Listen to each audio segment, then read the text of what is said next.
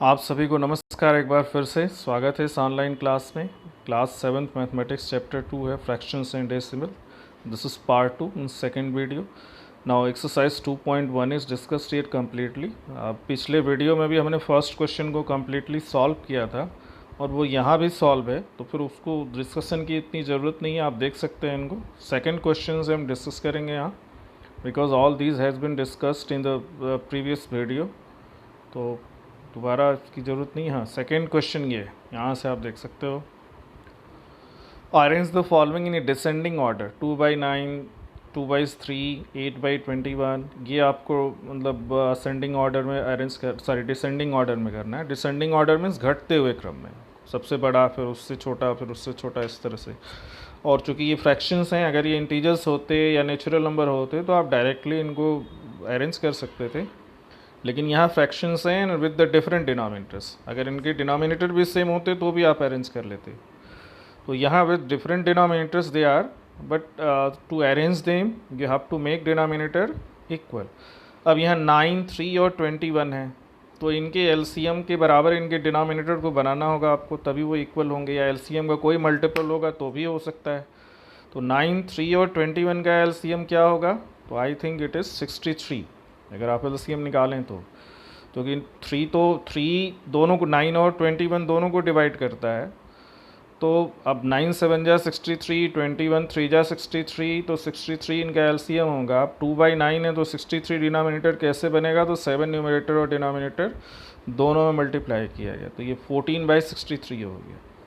2/3 है तो डिनोमिनेटर कैसे 63 बनेगा? तो न्यूमरेटर डिनोमिनेटर दोनों में 21 मल्टीप्लाई किया, तो ये 42/63 हो गया।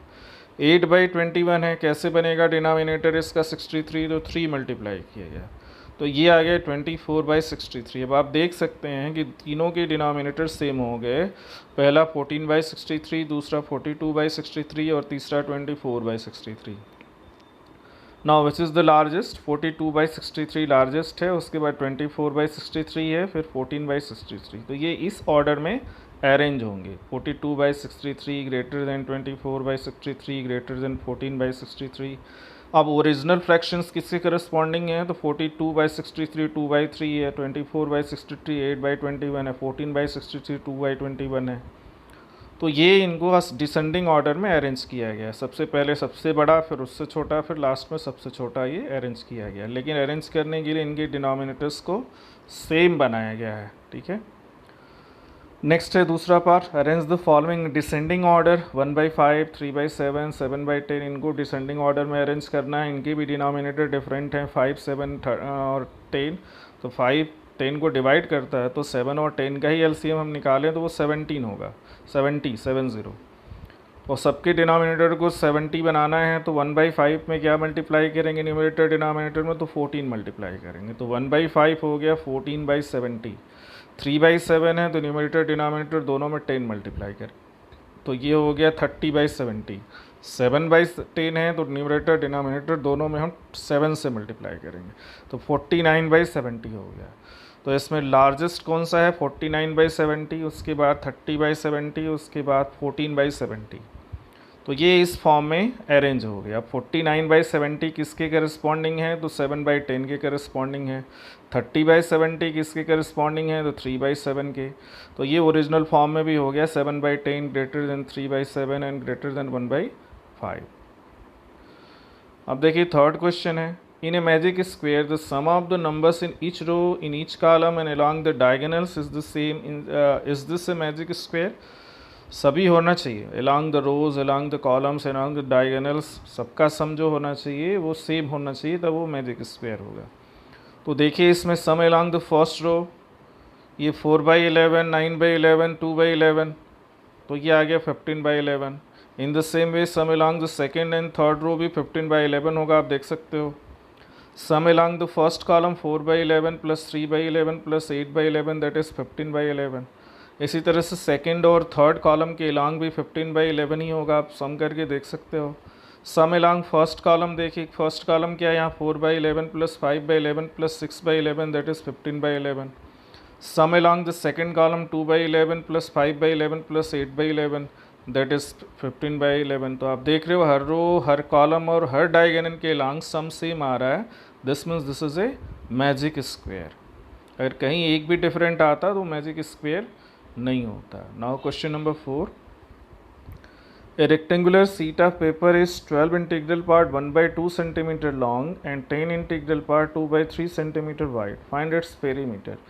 तो रेक्टेंगल का जो पेरीमीटर होता है 2 इंटू एल प्लस बी होता है। तो लेंथ क्या है 12 इंटीग्रल पार्ट 1/2। अगर इसको हम चेंज करें इम्प्रॉपर फ्रैक्शन में तो 12 2 ज़ा 24, 125/2 centimetre. Breadth is 10 integral part 2/3 means 3 10 ज़ा 30 प्लस 2 32/3। अब पेरीमीटर 2l प्लस बी हो गया तो 2 इंटू 25/2 प्लस 32/3। अब एलसीएम इनका 6 होगा तो पहले न्यूमरेटर डिनोमिनेटर में 3 मल्टीप्लाई करेंगे, दूसरे में 2 मल्टीप्लाई करेंगे। तो ये 2 इंटू 75/6 प्लस 64/6 आ गया। Now both are having the same denominator so we can add their numerator also. 75 plus 64 तो ये 149 आ जाएगा। इसमें 2 इंटू 149/6, 2 से अगर हम मल्टीप्लाई करें डिनोमिनेटर को कैंसिल भी कर सकते हैं, 2 3 जा 6 तो डिनोमिनेटर 3 हो गया। तो ये 49 इंटीग्रल पार्ट 2/3 सेंटीमीटर इसकी पेरीमीटर आ जाएगी। ठीक है, सॉरी यहाँ मिस्टेक है 75 प्लस 64। देखिए यहाँ अभी को डाउट हुआ तो मैंने देखा 75 प्लस 64 जो है वो 139 होगा, 149 नहीं होगा क्योंकि 659 हो जाएगा, 7 6 13 हो जाएगा। तो ये 139 होगा तो 3 से डिवाइड करने पे वो 14 की जगह 13 होगा तो 3 4 ज़ा 12 तो होगा ही, और 1 आ जाएगा तो 19, 3 6 ज़ा 18 हो जाएगा। तो ये 49 की जगह 46 होगा, 46 integral part 1/3 centimetre. So there is one mistake detected. ये सब चीज़ें थोड़ा जल्दबाजी में टाइप होती हैं तो स्किप कर जाती हैं, इसीलिए इसको एक्सप्लेन किया जा रहा है तो वहाँ वो चीज़ें क्लियर हो जा रही हैं। तो अगर आप वॉइस भी ध्यान से सुनते जाएं तो मिस्टेक आप डिटेक्ट करके खुद उसको करेक्ट कर सकते हैं। अब ये मिस्टेक के लिए सॉरी है, बट कहीं ना कहीं ये ह्यूमन एरर है, हो जाती है। नेक्स्ट है find the perimeter of, first जो है ये ट्रायंगल ABC है, डी नहीं है वो, ट्रायंगल है, triangle ABC, the rectangle BCD in the figure whose perimeter is greater. दोनों में किसका पेरीमीटर ज़्यादा, रेक्टेंगल या ट्रायंगल? तो ट्रायंगल ABC के लिए हमको AB दिया हुआ 5/2, ABE, B दिया हुआ 2 इंटीग्रल पार्ट 3/4 दैट इज़ 11/4, और AC दिया है 3 इंटीग्रल पार्ट 3/5 मीन्स 18/5। तो पेरीमीटर क्या होता है, तीनों साइड्स का सम लेंथ का 5/2 प्लस 11/4 प्लस 18/5। अब इनके जो LCM होंगे 2 4 5 के वो 20 हो जाएंगे, तो दोनों के तीनों के डिनोमिनेटर हमको 20 बनाना होंगे। तो पहले में हमने 10 मल्टीप्लाई किया, दूसरे में हमने 5 मल्टीप्लाई किया, तीसरे में हमने 4 मल्टीप्लाई किया, दोनों न्यूमरेटर, तीन मतलब न्यूमरेटर और डिनोमिनेटर।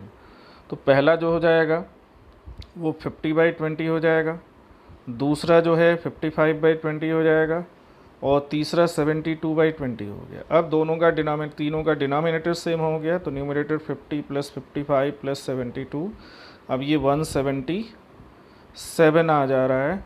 ठीक है, यहाँ से मतलब 50 प्लस 50 105 हो जाएगा, और प्लस 72 177। अब देखिए एडिशन भी मैं चेक कर रहा हूँ, हो सकता है यहाँ भी मिस्टेक हो सकती है कहीं, क्योंकि वो कैलकुलेटर से किया नहीं जाता है, ऐसे ही माइंड में होता है। तो 177/20 तो 8 इंटीग्रल पार्ट 17/20 आ गया। इसका पेरीमीटर ये ट्रायंगल का हो गया। पेरीमीटर की, और जो पेरीमीटर ऑफ रेक्टेंगल है BCD, अब इसमें चारों साइड्स इसकी दी गई हैं। ठीक है, अब BC 4 है तो CD भी 4 होगा, DE 7/6 है तो BC भी 7/6 होगा, और इसका जो लेंथ और ब्रीथ की टर्म में जो पेरीमीटर होता है वो 2l प्लस B होता है। तो 2 11/4 मतलब 11/4 कहाँ से आ गया, तो B जो है वो 11/4 है और 7/6 हो गया।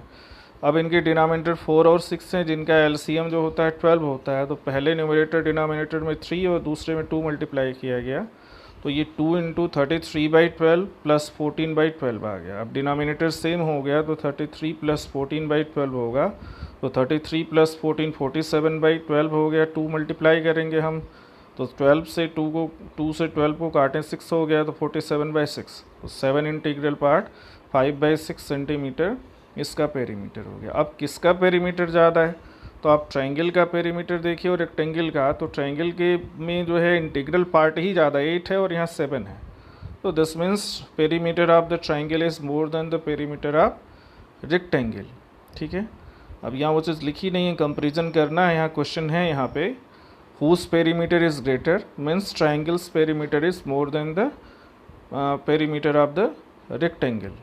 ठीक है, अब कितना ज़्यादा है ये नहीं पूछा है, तो बस सिंपली इतना ही पूछा हुआ है, तो वो हम इनके इंटीग्रल पार्ट से ही कंपेयर कर सकते हैं। एक का इंटीग्रल पार्ट 8 है, दूसरा प्रॉपर फ्रैक्शन है, और दूसरे का इंटीग्रल पार्ट 7 है और दूसरा प्रॉपर फ्रैक्शन है, उसका जो फ्रैक्शनल पार्ट है। तो इंटीग्रल पार्ट से ही हम कंपेयर कर लेंगे कि ट्रायंगल का जो पेरीमीटर है वो रेक्टेंगल के पेरीमीटर से ज़्यादा है। 6th क्वेश्चन है, Salil wants to put a picture in a frame. The picture is 7 3/5 centimeter wide to fit in the frame. The picture cannot be more than 7th integral part 3/10 centimeter wide. How much should the picture be trimmed? अब देखिए picture की size जो है वो 7 integral part 3/5 है, लेकिन इसको होने के लिए मतलब फिट होने के लिए 7 इंटीग्रल पार्ट 3/10 होना चाहिए। तो कितना ट्रिम होगा, तो दोनों का डिफरेंस जो होगा वही ट्रिम होगा, मतलब उतना एक्सेस होगा जिसको ट्रिम करना होगा।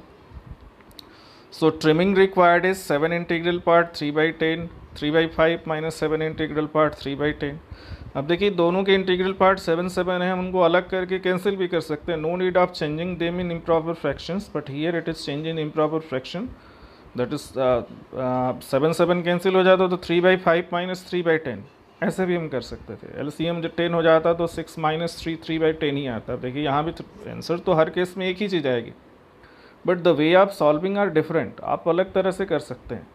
तो ये इनको जब हमने इम्प्रॉपर फ्रैक्शन में चेंज किया तो ये 38/5 माइनस 73/10 हो गए। Now 5 and 10 there LCM will be 10, so first में हमने 2 मल्टीप्लाई किया तो ये 76/10 आ गया, और दूसरा माइनस 73/10 है, दोनों का डिनोमिनेटर सेम है, तो 76 minus 73 that is 3/10 centimetre. So 3/10 centimetre should be trimmed out to fit the picture in the given frame. Now 7th question है, Ritu ate 3/5 part of the apple and the remaining apple how was eaten by her brother Somu. How much part of the apple did Somu ate? Who had the largest share by how much? अब देखिए 3/5 part जो है वो रितु खाती है और बाकी उसका भाई जो है वो सोमू खाता है। तो कितना खाएगा, तो मतलब whole minus the part, whole कितना है, एक है एप्पल, 1 माइनस 3/5।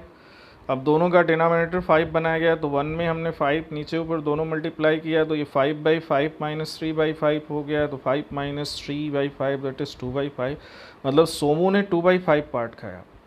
अब रितु ने 3/5 और सोमू ने 2/5, तो किसका ज़्यादा है पार्ट, तो रितु का ज़्यादा, because both are having the same denominators, तो जिसका न्यूमरेटर ज़्यादा होगा वही ज़्यादा खाएगा। Now Ritu's part minus Somu's part, तो क्या हो जाएगा 3/5 माइनस 2/5 1/5, तो रितु ने 1/5 पार्ट ज़्यादा खाया, Ritu at the larger share by 1/5 had, यहाँ पे होगा रितु हैड HAD, एच जो है थोड़ा मिसिंग है स्पेलिंग, क्योंकि कीबोर्ड कभी कभी जो है प्रेस नहीं हो पाता है, तो Ritu had the larger share by 1/5 part. Michael finished coloring a picture in 7/12 hours. Vaibhav finished coloring the same picture in 3/4 hours. Who worked longer? By what fraction was it longer? अब time taken by Michael 7/12 है, time taken by वैभव 3/4 है। अब एक 7/12 है, दूसरा 3/4 है, तो comparison के लिए दोनों के डिनोमिनेटर को हमको सेम करना होगा। तो अब 4 जो है वो 12 को डिवाइड करता है 3 टाइम्स, तो हम उसमें न्यूमरेटर डिनोमिनेटर दोनों में 3 मल्टीप्लाई कर दिए, तो ये 9/12 हो गया।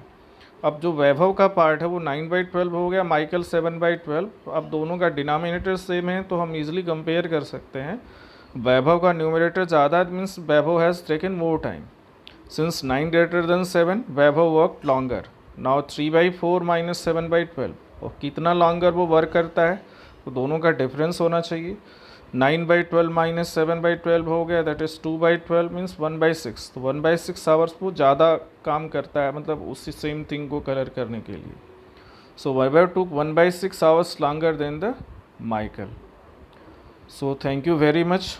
देखिए अब मैं फिर से आपसे रिक्वेस्ट करता हूँ, कहीं मिस्टेक, टाइपिंग मिस्टेक होती है, स्किप कर जाता माइंड से, ह्यूमन एरर है, सब में गलतियाँ होती हैं। तो अब ये एक क्षमा चाहता हूँ सबके लिए, और फिर वही रिक्वेस्ट है कि आप वीडियो लाइक कीजिए, शेयर कीजिए और सब्सक्राइब कीजिए चैनल। धन्यवाद आप सभी को।